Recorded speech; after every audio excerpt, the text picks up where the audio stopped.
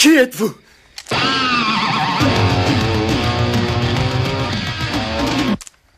Silence, terrien. Mon nom est Dark Vador. Tout le monde connaît le nom de ce vilain charismatique d'une des sagas les plus mythiques jamais faites à l'écran, il y a maintenant 40 ans.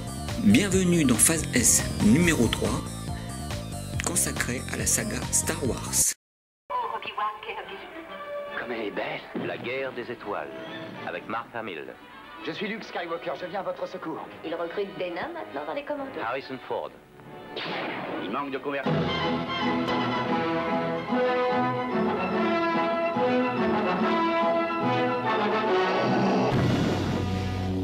Le cœur d'un héros. Le courage d'un rebelle. Les mains, ne bougez plus.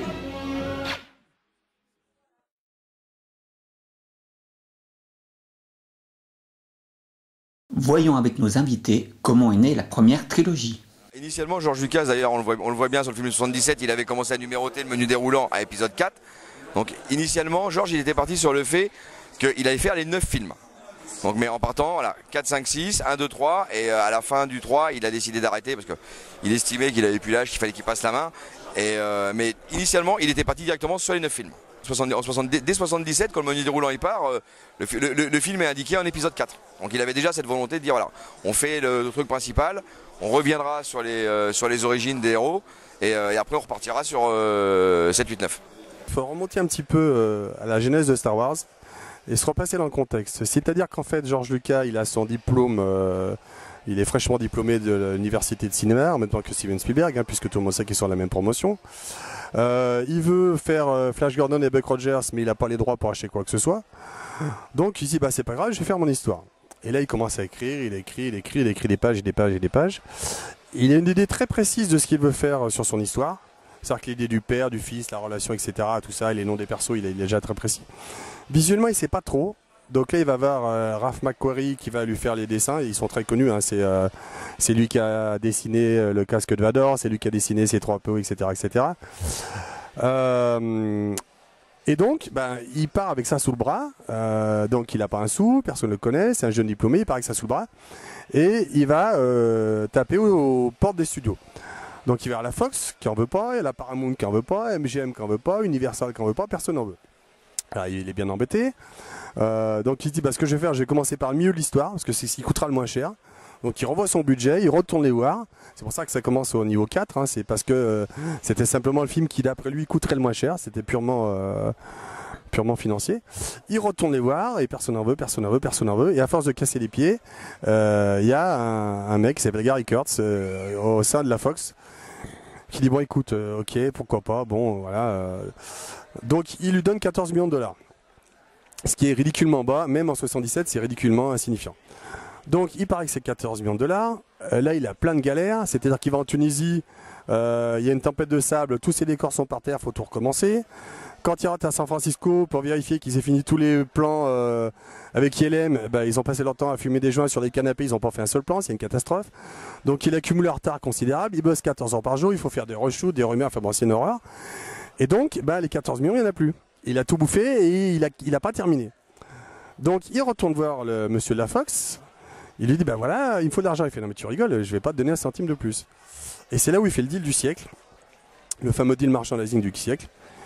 Il lui dit écoute, tu me donnes 2 millions de dollars, parce qu'il avait quasiment terminé, il a dit on va finir avec 2 millions de dollars. En échange, je te fais cadeau de mon salaire, parce qu'en plus la Fox lui verse un petit salaire, donc je te fais cadeau de salaire. Simplement je veux 2 choses, je veux les droits sur les suites du film et sur les produits dérivés. Alors, les suites du film, celui-là, on n'était déjà pas sûr qu'il allait marcher. Le mec, il dit, il n'y a pas grand risque.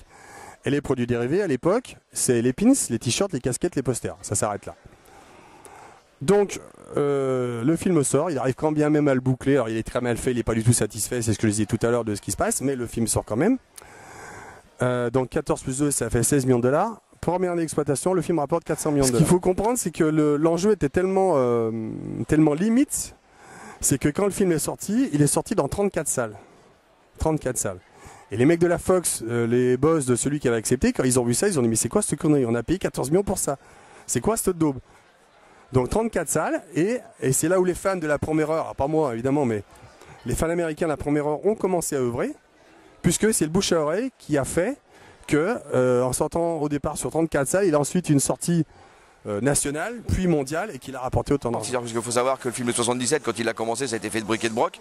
Nous, on le voit bien quand on fait des reconstitutions de décors, d'armes, des choses comme ça. C'est beaucoup de matériel militaire, Seconde Guerre mondiale, qui ont été reclassés, qui ont été remodifiés. Ne serait-ce que les fameux blasters pour les Storms, c'est ni plus ni moins que des mitraillettes anglaises. Donc voilà, non, au début, il a commencé le briques et de broc, ne sachant pas exactement où il allait. Il a su faire quelque chose visuellement qui était bien avec un tout petit budget. Et après, effectivement, vu le succès du premier, il a développé des techniques, mais ça a été sur le long terme avec ILM, des choses comme ça. Un succès amplement mérité de la saga qui apportera une parodie de celle-ci. We will, sir. Once we kidnap the princess, we can force her father, King Roland, to give us the combination to the air shield, thereby destroying planet Druidia and saving planet Spaceball. Everybody got that?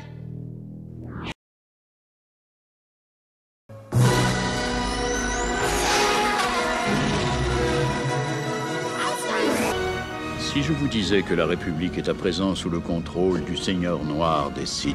Il n'y aura pas assez de Jedi pour défendre la République. Nous sommes les garants de la paix, nous ne sommes pas des... Dorénavant, tout Jedi est un ennemi de la République. Fais ce qu'il faut faire. N'hésite pas. Sois sans pitié. Qui a pu faire ça? Perverti par le côté obscur, le jeune Skywalker s'est trouvé. Puis vient à la fin des années 90 la prélogie. Déjà, c'était pas facile d'arriver à reprendre le pied par rapport à une trilogie, remettre justement. Voilà, il avait son histoire de base qui était la trilogie. Après, je pense qu'il a vraiment pris son temps pour pas se louper sur comment amener les origines de tout le monde, expliquer tout le monde. Maintenant, je sais qu'il y a beaucoup de gens qui n'ont pas aimé la prélogie. Moi, personnellement, je l'ai adoré. Donc voilà, c'est la continuité a été bien faite. Il a réussi à grappiller des petites références à l'univers étendu, mais sans trop déborder. Donc non, voilà, moi la prélogie, je sais que j'ai aimé. Il y a 2 ou 3 choses qui m'ont dérangé sur certains personnages ou la façon dont ils les ont amenés. Mais voilà, par exemple, Anakin, je trouve l'acteur avait un certain charisme dans le 2. Dans le 3, j'ai moyennement aimé la prestation d'Henry Christensen, mais moi, autrement, les histoires, j'ai adoré. J'ai regretté que l'épisode 3 n'ait pas été plus long. Alors, je fais partie de ceux qui ne supportent pas la prélogie. Mais par rapport au réveil de la Force, je préfère encore me retaper la prélogie que de revoir le réveil de la Force. J.J. Abrams, je te déteste. Voilà. Tu m'as flingué Star Trek, tu m'as flingué Star Wars, c'est pas bien. Voilà. Tu peux faire des choses sympas. J'aime beaucoup Lost. J'aime pas la fin, mais j'aime beaucoup Lost. T'as fait des trucs cool, mais réinventer l'eau chaude, pas pour toi. Donc voilà, c'est la prélogie. Encore une fois, il y a un travail de fou derrière, mais ça prouve pour moi que George Lucas s'est retrouvé avec trop de moyens, trop de temps pour faire un truc qui pensait abouti et qui ne l'est pas. C'est très décevant pour moi parce que tout simplement il a laissé passer trop de temps. Entre temps, il y a ce qu'on appelle l'univers étendu qui s'est vraiment étendu. Il y a eu beaucoup de romans, beaucoup de comics. Il y a même eu une série animée par Genndy Tartakovsky pour faire des aventures de Clone Wars entre l'épisode 2 et l'épisode 3. Donc l'attaque des clones et la revanche des Sith. Et une mini-série animée d'ailleurs qui est détestée par beaucoup, alors que bon, c'est dans le pur jus de Samurai Jack. Voilà, pour ceux qui connaissent Genndy Tartakovsky, c'est du très bon. Donc j'aime beaucoup Clone Wars par contre, parce que justement le défaut de la prélogie, c'est de se la jouer sériole et de ne pas y arriver. C'est-à-dire que tout ce qu'on voudrait voir développer, ça ne l'est pas. Tout ce qui est développé, bah franchement, l'amourette entre Padmé et Anakin, j'en ai rien à branler. Ça aurait pu être moins long que ça. Et en plus de ça, les personnages sont incohérents et inconsistants. Obi-Wan Kenobi est le pire espion qui puisse exister. Quand il tombe chez les séparatistes, il est pas repéré, donc les séparatistes c'est vraiment des gros cons. Il arrive avec une grosse bestiole mais personne ne le voit, quoi. Tout va bien. Ce n'est pas le Jedi que vous recherchez. Bon, ça a 2 secondes. Mais par contre en termes de recherche, en termes de design, il y a un travail de fou. Des tonnes de nouveaux vaisseaux, des tonnes de beaux vaisseaux, des mondes entiers recréés. Le seul truc qu'il a repris de l'univers étendu et des romans notamment de... Comment il s'appelle déjà? C'est pas Kim Stanley Robinson, je confonds toujours. Ça m'en reviendra. Mais il y avait Heir to the Empire, l'héritier de l'Empire. Et des trucs comme ça qui étaient signés d'un gars génial qui a fait parmi les plus beaux romans de Star Wars qui soit. Et c'est lui qui avait inventé le nom de la planète capitale de l'Empire et de l'Ancienne République, qui était donc Coruscant. Et donc Coruscant a été renommé comme ça dans la prélogie, c'est bien.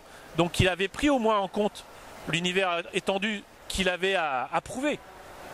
Et avoir donc du coup un vivier d'artistes qui ont été capables de lui trouver des concepts, des designs. Je ne sais plus comment il s'appelle le gars, je crois qu'il est d'origine asiatique, qui a fait les droïdes de la Fédération. Non seulement c'est très bon, mais on y reconnaît quand même une touche, j'allais dire japonaise, dans le coup les yeux des droïdes de la Fédération. Il y a ce que j'appelle le grain de café qu'on retrouve dans tous les designs de Macross et de Kawamori, ou même de, comment il s'appelle, celui qui a fait Pat Labor, les labors de Pat Labor, ça me reviendra. Mais voilà, il y a des tas de petits détails comme ça qui moi me touchent. Mais dans l'ensemble, la prélogie, bof quoi.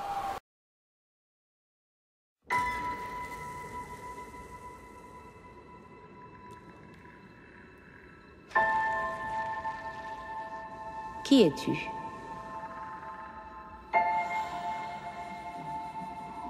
Personne.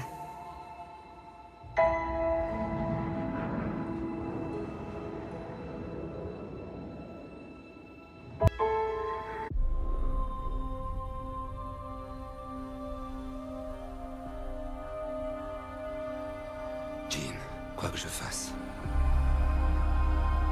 je le fais pour te protéger. Tu le sais? Oui, je sais.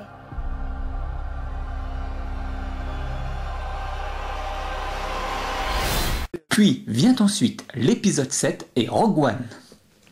Alors épisode 7 de Rogue One là c'est totalement différent puisque entre temps il a vendu toutes ses sociétés pour 4,5 milliards à Disney, comme tout le monde le sait. Donc Disney eux, ils sont là pour faire de l'argent. Donc qu'est-ce qu'ils ont fait? Ils ont été voir Abrams. Ils lui ont dit voilà, tu vas nous faire un film, tu vas nous faire épisode 7.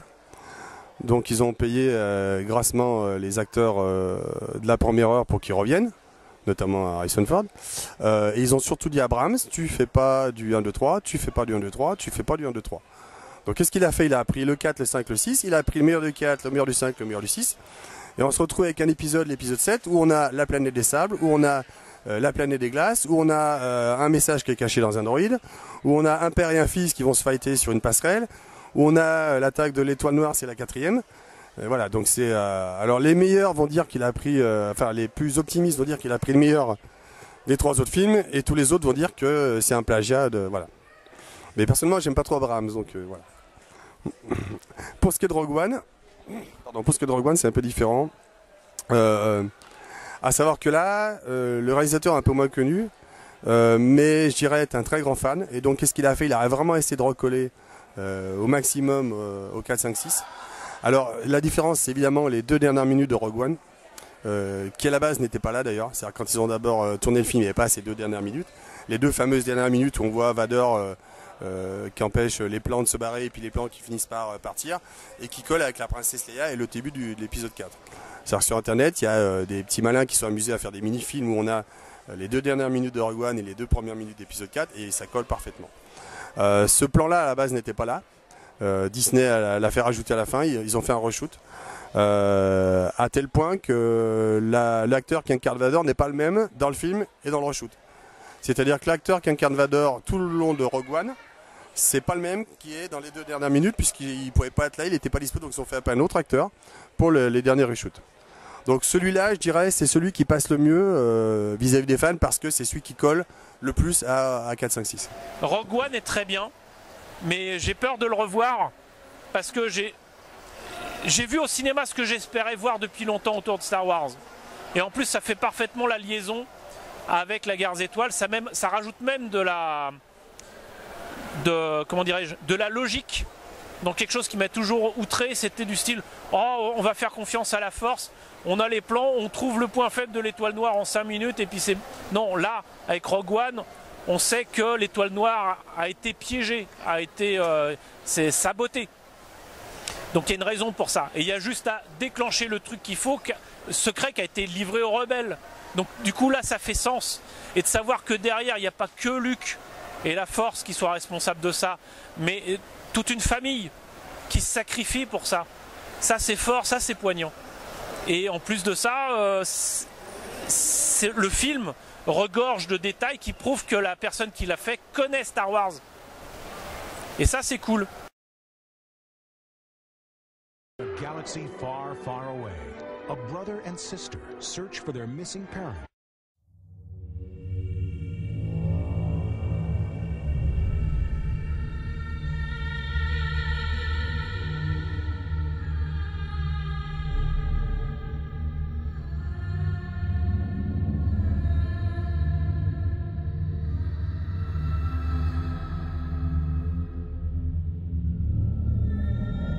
Tout se passe comme prévu. Oui, monseigneur. Et bien sûr, l'univers étendu. Je pense que c'est une de leurs volontés, l'univers étendu, ça reste de la bande dessinée, ça reste du jeu vidéo. Je pense que Disney justement a fait ça pour rester dans la ligne donnée par George Lucas. C'est-à-dire voilà, la trilogie, avec la trilogie, la prélogie, là maintenant on va voir 7, 8, 9. Je pense que c'est dans l'esprit voilà, de ne pas trop se diversifier sur la licence, qui ait une certaine continuité. Maintenant effectivement, officiellement, l'univers étendu n'existe plus là, il y a toujours les romans qui sortent, il y a toujours voilà, des sets de figurines qui vont sortir. Moi personnellement je sais que je ne suis pas univers étendu du tout. J'ai des membres qui sont très férus, qui connaissent plein de choses. Je pense que c'est une volonté seulement de se focaliser. On ne pourra pas l'empêcher, il n'y aura pas de référence. Mais quand vous regardez bien, même J.J. Abrams, il y a certains petits clins d'œil qui sont faits quand même à l'univers étendu. Voilà, c'est pas dit ouvertement, mais il y a des choses très bonnes dans l'univers étendu. Ponctuellement, on va voir des petits trucs surgir, quoi. Mais la série télévisée de Clone Wars et de Rebels, c'est pareil. Filoni, lui, c'est un bon. Lui, il connaît tout Star Wars sur le bout des doigts. Et il est capable de livrer des choses malgré le fait que ce soit en animation et parfois en animation vraiment pour les enfants. Ben, il est capable de livrer une série qui est sincère, une série qui prend en compte tout, une série qui a enfin canonisé, si j'ose dire, l'amiral Thrawn, qui vient là aussi de l'héritier de l'Empire, et qui est un personnage qui est très fort aussi dans l'univers Star Wars. Il a été capable dans Rebels de reprendre les designs de Ralph McQuarrie, les premiers Scout Walker, les premiers AT-AT, les premiers TIE Fighter, les premiers X-Wing, les premiers A-Wing. Les couleurs, les formes sont reprises des premiers designs, donc du coup c'est vraiment avant la guerre des étoiles. Ça, je trouve ça très fort. Et ça prouve encore une fois qu'ils connaissent bien leur sujet et qu'ils sont capables d'exploiter quelque chose qui était déjà là, tout en rajoutant des trucs nouveaux. Rebels, c'est avec des tas de personnages qui auraient dû être les personnages de la guerre des étoiles. C'est des personnages, des costumes. À un moment, on voit la princesse Leia, elle est habillée dans un des dessins de, alors je sais plus si c'était Ralph McQuarrie ou quelqu'un d'autre, un des costumes qu'aurait dû porter la princesse Leia. Il y a d'autres personnages qui sont dans les costumes qu'aurait dû être Obi-Wan Kenobi. Il y en a un autre, il est dans le costume qu'aurait dû être Han Solo. L'une des bestioles qu'il y a dans Rebelle, je ne sais plus comment il s'appelle, qui a un grand balèze. En fait, il fait partie des recherches qu'aurait dû être Chewbacca. Chopper, l'astromech qu'on voit, c'est, à part qu'il a une tête de R5D4, donc un peu plus carré, c'est le design qu'aurait dû être R2D2. Etc., etc., etc. Et chaque épisode, c'est un plaisir, parce que non seulement c'est intéressant, mais en plus de ça, on voit par exemple l'origine du B-Wing, qui était capable à lui tout seul de foutre en l'air un Star Destroyer. Le fait que ça soit un vaisseau Mon Calamari, là c'est développé. Donc du coup, quand on connaît l'univers Star Wars et qu'on connaît l'univers étendu comme moi depuis 30 ans, on s'y retrouve. Et s'il y a des gens qui ne connaissent pas Rebels, voyez cette série. Mettez de côté le design qui n'est pas très heureux pour les personnages. Voilà, ça c'est une bonne série Star Wars. Et Star Wars, en fait, c'est là qu'on voit que ça aurait dû être une série télévisée qui nécessite d'être très développée. Parce que c'est un univers qui est extrêmement riche.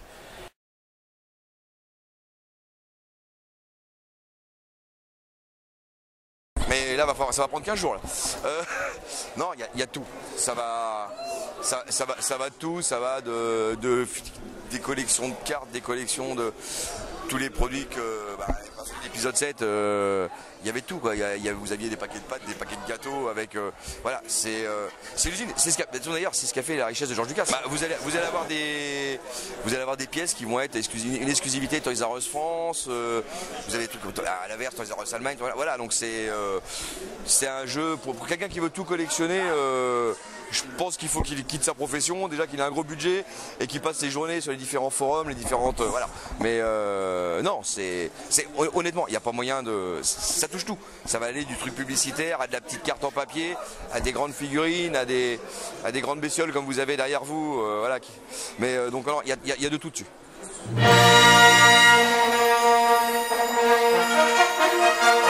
C'est magnifique. Je vais vous dire, nous la semaine dernière, on est intervenu au Grand Rex à l'occasion il y avait 2 concerts dans la même journée.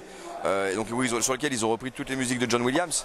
Nous on a vu la générale, donc on l'a vu avant tout le monde. On était tous dans les gradins, on avait tous les poils qui s'assaient sur les bras. Non, voilà, c'est John Williams a fait certaines reprises, a adapté certains morceaux sur des morceaux existants.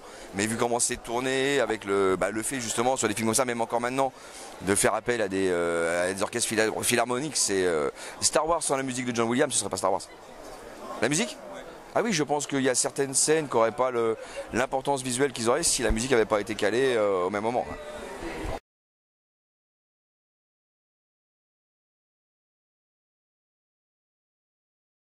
Alors la 501, c'est la seule association officiellement reconnue par la Lucasfilm depuis des années et par Disney maintenant, pour promouvoir tout ce qui est l'image de Star Wars au monde. C'est-à-dire que des parades comme les Galeries Lafayette, la publicité de chez McDo à l'époque venait comme vous êtes, le Dark Vador, c'était un Dark Vador de chez nous. Donc voilà, il y a maintenant, il y a 20 ans au niveau mondial, George Lucas a décidé que la 501 ce serait la seule association qui pourront émouvoir. Pourquoi ? Parce que notre fondateur, qui est un américain, Albie Johnson, c'est quelqu'un qui a eu une enfant qui était malade, une petite qui était malade, sur un délire avec un ami à lui, lors d'une avant-première.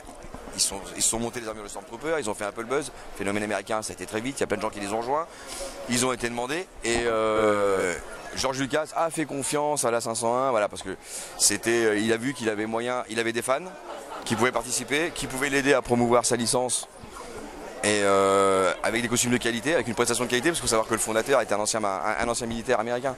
Donc voilà, donc tout de suite il y a une rigueur très militaire, très sérieux dans les... Ouais, comme vous le voyez, on est toujours en train de faire les pitres en dehors, mais voilà, quand on a les costumes sur le dos, on est très sérieux. On fait beaucoup les pitres à côté autrement. Et voilà, donc il n'y avait pas... George Lucas, il avait des costumés, des fans costumés, qui avaient une prestation, qui avaient une intervention sérieuse, avec des costumes de qualité, tout ce qui est movie accurate, c'est-à-dire que tous les costumes qui sont validés chez nous sont identiques à ceux utilisés pour les films. Et à côté de ça, on ne faisait pas, je dis rien directement, d'argent sur son dos, parce que tout l'argent que la 501 gagne, mais depuis le début, est intégralement versé à des associations caritatives. Donc voilà. Alors pour rentrer à la 501, il faut se fabriquer un costume. Voilà. Et chaque costume, on a des cahiers des charges. Il faut que, voilà, demain vous voulez rentrer chez nous, vous décidez de faire un Stormtrooper, vous fabriquez votre Stormtrooper, vous envoyez un dossier photo avec photo de droite, de gauche, voilà, c'est photos de casting pratiquement. Si tous les petits détails, la couleur des boutons, des choses comme ça, correspondent au cahier des charges, vous pouvez rentrer chez nous. Nous souhaitons un joyeux anniversaire à la plus mythique des sagas et à ses fans, qui a devant elle un avenir des plus prometteurs. J'y penserai. Et je reviendrai. Je le promets.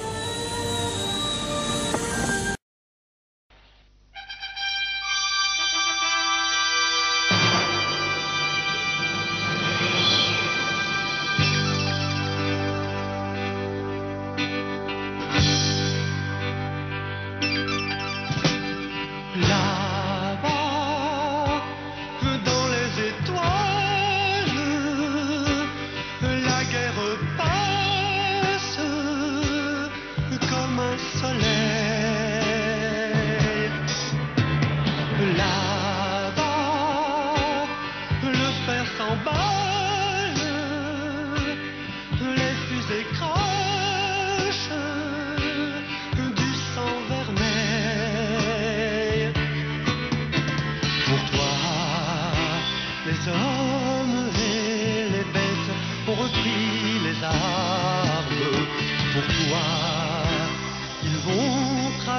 c'est la nuit.